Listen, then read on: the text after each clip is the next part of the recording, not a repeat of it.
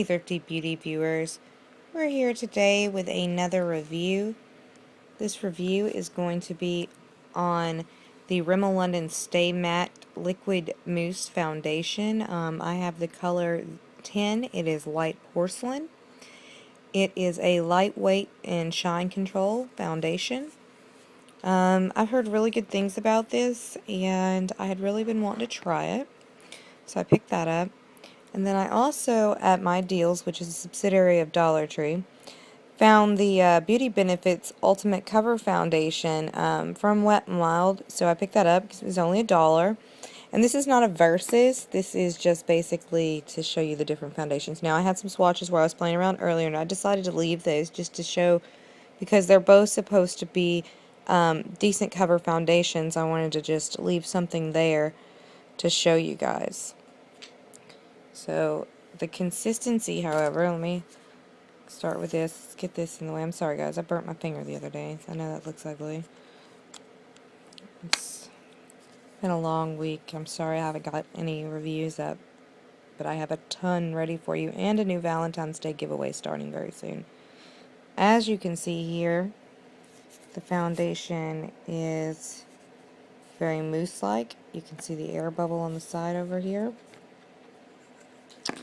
And with this foundation, it's very easy to come out. It's in a squeeze tube. Again, I do apologize. I know my biggest problem is that the camera is a little shaky from time to time. It's because I self-film and I don't have a tripod right now that's fully functionable, and yeah, I apologize. Now with this one, as you can see, it's a pour bottle. The formula is extremely thick, as you can see here. It does not start a pour, so you really have to like tap it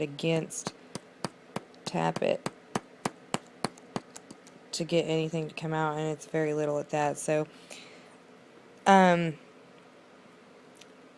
don't know of where to get one, but if you happen to have one that fits this top, you might be able to put a pump on this.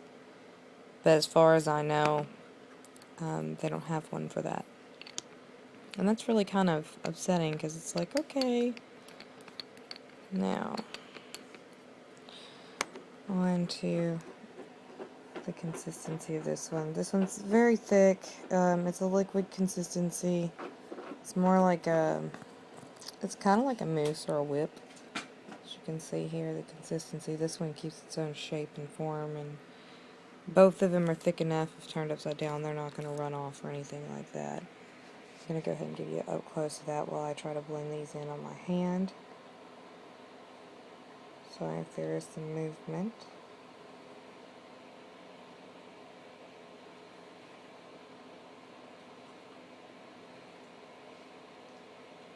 Now, instantly I can say that the Rimmel Matte Foundation is a very good concealing foundation. Let's go in here and take a look at a semi-blended. On the left is the Rimmel, on the right is the Covergirl. The Rimmel is a much thicker consistency as far as coverage. It does not feel very heavy, and I have not blended it very well into the skin. I can see already, I don't know if I can get a true to color, it has started to oxidize in the middle where it's drying a little. And over here where it's wet, it's a lot lighter. It has oxidized a little to a little bit darker tone. And this is the lightest one they carry, I believe. So even that looks a little darker than me, but I can probably work with this. As far as the CoverGirl, it seems kind of sheer here. You can definitely still see a lot through it, even though it says it is the Ultimate Cover Foundation.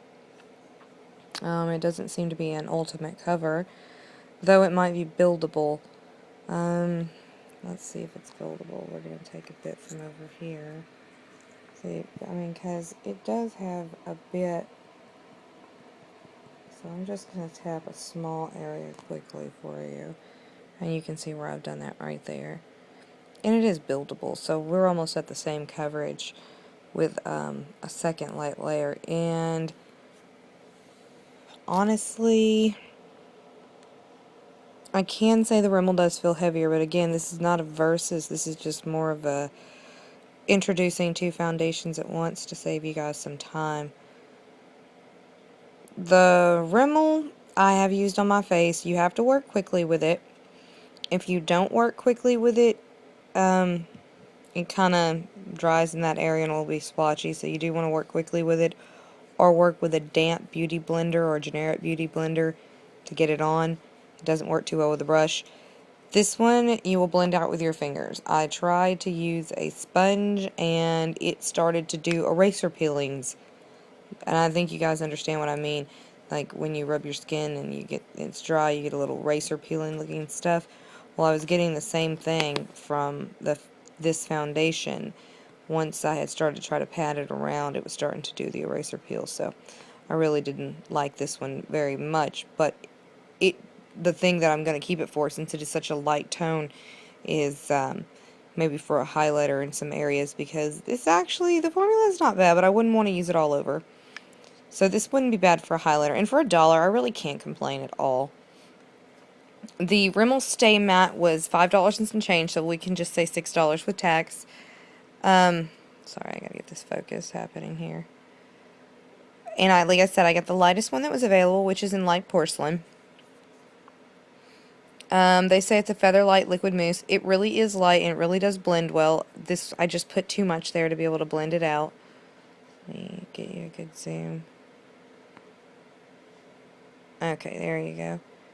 But it really does blend a lot better than that. I'm trying to think. Staying power on this one, I wore this all day, and I did start to notice toward the end of the day I was a little bit oilier in my T-zone, where I do have oily skin. The rest of my skin stays kind of moderate, normal to dry.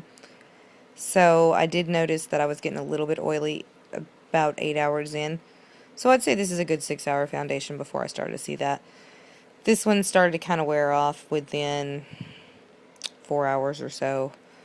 And like I said, if I touched my face, I'd start to have eraser peelings as well. So I wouldn't really recommend that. And again, one last look at the consistency of both. Again, you see that it's starting to dry. I don't know if I can show you this now since it's starting to dry. But, oh yeah, I can. You start to get the eraser peelings. And that's exactly what I'm talking about. That happens to your face. On the Rimmel, I'll spread that out a little bit. On the Rimmel, as you can see, there's a lot more moisturization to it. But at the same time, it helps mattify. So I'm sure this is a lot better on the skin. So I really would definitely rebuy the Rimmel Stay Matte. I don't think I'll ever even use the whole bottle of that. I'll probably end up throwing away before then. Besides, this is a discontinued product. You'd have to find it at the discount store, and you know, a lot of people are iffy about buying older foundations. So, but that is all I have today on these two foundations. I hope you guys have a good Valentine's Day, and be sure to watch out for our Valentine's Day giveaway video. It is definitely going to be a nice giveaway.